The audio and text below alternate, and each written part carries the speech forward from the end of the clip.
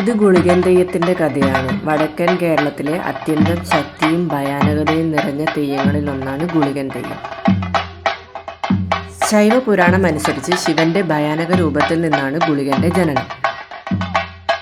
ഒരു കാലത്ത് യമൻ ഒരാളുടെ പ്രാണൻ എടുത്തു പോകാൻ ശ്രമിക്കുമ്പോൾ ആ മനുഷ്യൻ ശിവഭക്തനായിരുന്നു. ഭക്തന്റെ നിലവിളി കേട്ട ശിവന് കോപം വന്നു. യമനെ നശിപ്പിക്കാൻ ശിവൻ തൻ്റെ മൂന്നാം കണ്ണ് തുറന്നു. ആ കണ്ണിൽ നിന്നുണ്ടായ അഗ്നിജ്വാലയിൽ നിന്നാണ് ഗുളികൻ ഉണ്ടായി. ഗുളികനോട് ശിവൻ ഉത്തരവിട്ടു, നീ മരിച്ചവരുടെ ആത്മാക്കളെ കാവൽ നിൽക്കുക, അശുഭവും പാപവും എല്ലാം നീ വിലയിരുത്തുക, ജീവനും മരണവും തമ്മിലുള്ള അതിരിൽ നിന്നും നീ നീതി പാലിക്കണം. അങ്ങനെ ഗുളികൻ മൃത്യുവിനും പാതാളത്തിനും പ്രതിനിധീകരിക്കുന്ന ദേവനായി തീർന്നു. ഗുളികൻ തെയ്യം കാളിയുടെ അനുയായിയാണെന്ന് കരുതപ്പെടുന്നു. തെയ്യത്തിനിടെ ഗുളികൻ മുഖത്ത് കറുപ്പ് നിറവും വെള്ള ചുവപ്പ് ചിതറലുകളും അണിയും. ഗുളികൻ വേഷം ഭീകരമായിരിക്കും. പല്ലുകൾ, വൻമുടിയിരിപ്പ്, അശ്വതാരൂപം പോലെയുള്ള മുഖം. തെയ്യം നടത്തുമ്പോൾ ഗുളികൻ മരണത്തെ പ്രതിനിധീകരിച്ച് അതീവ ശക്തമായ നൃത്തം കാട്ടും. ഗുളികൻ തെയ്യത്തെ ഭൂതവിശ്വാസത്തിൻ്റെയും പ്രതീകമായും പാപനിവാരണത്തിൻ്റെയും രക്ഷാധികാരിയായും ആരാധിക്കുന്നു. ദുരിതം, രോഗം, അശുഭം തുടങ്ങിയവ നീക്കാൻ ഈ തെയ്യം സംഘടിപ്പിക്കുന്നു.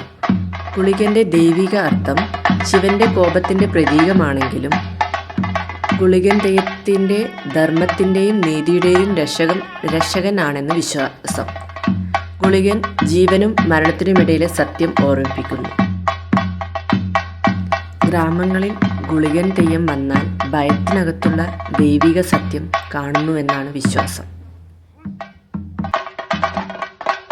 ഗുളികൻ തെയ്യം പ്രധാനമായും കെട്ടിയാടുന്ന സ്ഥലങ്ങൾ കാസർഗോഡ്, കണ്ണൂർ, വയനാട് മേഖലകളാണ്. ഗുളികൻ തെയ്യത്തിൻ്റെ ലക്ഷ്യം ദുരിത നിവാരണവും ആത്മശാന്തിയുമാണ്. ഗുളികൻ തെയ്യത്തിൻ്റെ ദൈവിക സ്വഭാവം എന്ന് പറയുന്നത് മൃത്യുവിനും നീതിന്യായത്തെയും പ്രതിനിധീകരിക്കുന്നു. ഉത്ഭവം ശിവന്റെ മൂന്നാം കണ്ണിൽ നിന്നുള്ള അഗ്നിജ്വാലയിൽ നിന്ന്. സഹദേവത കാളി. ഗുളികൻ തെയ്യം സാധാരണ അർദ്ധരാത്രിയോടുകൂടിയാണ് കെട്ടി ആടുന്നത്. കാരണം ഗുളികൻ മൃത്യുവിനും പാതാളത്തെയും പ്രതിനിധീകരിക്കുന്ന ദേവനാണ്. അതിനാൽ ഈ തെയ്യത്തിൻ്റെ ശക്തിയും ഭാവവും ഇരുട്ടിനോടും ശാന്തരാത്രിയോടും ബന്ധപ്പെട്ടതാണ്. പാട്ടം, തോറ്റുപാട്ടും തുടങ്ങിയവ രാത്രി 9 മുതൽ 11 വരെയും, വേഷം ധരിക്കൽ വൈകുന്നേരം മുതൽ രാത്രി 10 മണി വരെയും, നൃത്തം തുടങ്ങിയവ അർദ്ധരാത്രി മുതൽ പുലർച്ചെ 3 മണി വരെയുമാണ്. ശാന്തി പ്രസംഗം അല്ലെങ്കിൽ സമാപനം പുലർച്ചെ 3 മുതൽ 4 മണിയോടെ ആയിരിക്കും.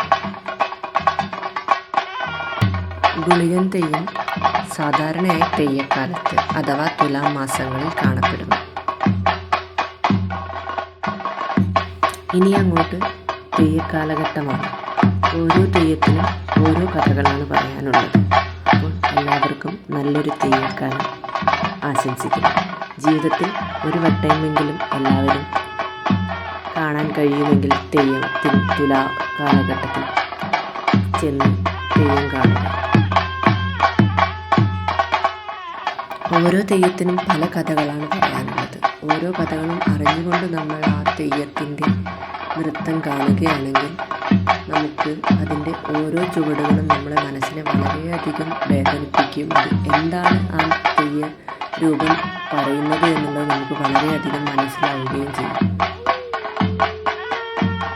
ഗുളികൻ തെയ്യത്തിൻ്റെ വേഷം മുഖം കറുപ്പും വെള്ളയും ചുവപ്പും വരകളും ആകൃതികളും.